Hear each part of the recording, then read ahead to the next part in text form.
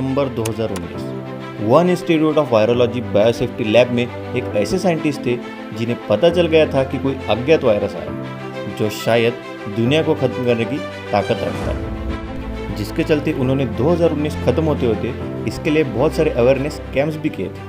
लेकिन चाइना ने ये बात बहुत बुरी तरह से नज़रअंदाज कर दी और इस बात को बेतुका मान के इसे दुनिया से भी छुपा के रखा, और चाइना की इस नासमझी के कारण ये वायरस बहुत ही तेज़ी से फैलने लगा और देखते ही देखते ये कब बेकाबू हो गया पता भी नहीं चला, जिसके चलते चाइना ने फरवरी 2020 में इस वायरस से सारी दुनिया को अवगत कराया। लेकिन हिंदी में वो मुहावरा है ना, अब पछताए हो क्या जब चिड़िया चुग गई खेत।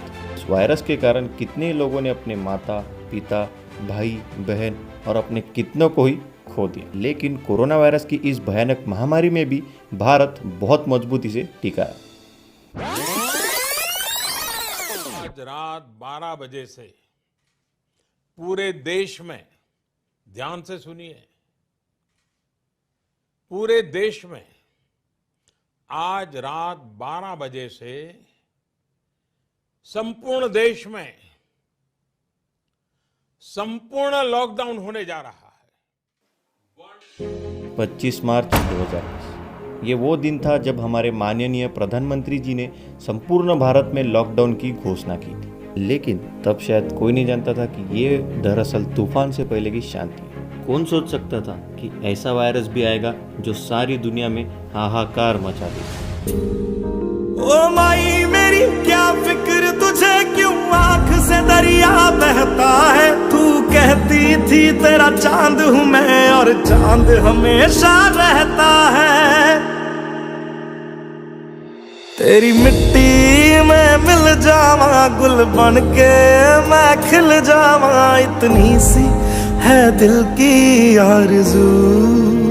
मुझे विश्वास है हर हिंदुस्तानी इस संकट का न सिर्फ सफलता से मुकाबला करेगा बल्कि इस मुश्किल घड़ी से विजयी होकर निकलेगा। इस भयानक महामारी में भी कुछ लोग ऐसे हैं जो हमारी सुरक्षा के लिए दिन रात मेहनत कर रहे हैं, जिन्हें हमने नाम दिया है कोरोना वॉरियर्स। ये है हमारे doctors, nurses, police, NGOs, municipality, सफाई कर्मचारी, यहाँ तक कि कुछ लोग ऐसे भी हैं जो काम की वजह से कई दिन तक घर भी नहीं जा पाए। कुछ पुलिस ऑफिसर्स, डॉक्टर्स और नर्सेस ऐसे भी हैं जो लोगों को बचाते बचाते कब कोरोना वायरस की चपेट में आ गए पता भी नहीं चला। लेकिन हमारी सुरक्षा के लिए ये वॉरियर्स हमेशा दिन रात तैनात है। जहाँ पर अभी हम बात कर रहे थे कुछ वॉरियर्स की, वहाँ पर शर्मनाक बात ये भी है कि कुछ लोगों ने कोरोना वायरस का मजाक बना कर रखा है। वो बिना अपने परिवार की, दूसरों के परिवार की चिंता किए बढ़िया मज़े से पार्टी कर रहे हैं, घूम रहे हैं, अपने दोस्तों से मिल रहे हैं। और उससे भी बदतर कुछ लोग तो ऐसे हैं जो मास्क नहीं पहनते, सोशल डिस्टेंसिंग का पालन नहीं करते और कहते हैं कि कोरोना वायरस जैसी बीमारी हमारा कुछ नहीं बिगाड़ सकती। लेकिन ये लोग क्या जाने कि लोग किस किस हालात से गुजर रहे हैं। कई लोग सड़कों पे आ चुके हैं, कई लोगों के पास खाने के लिए रोटी नहीं है, मकान मालिक को देने के लिए पैसे नहीं है और यहाँ तक कि अपने घर पर जाने के लिए कोई सुविधा भी नहीं है।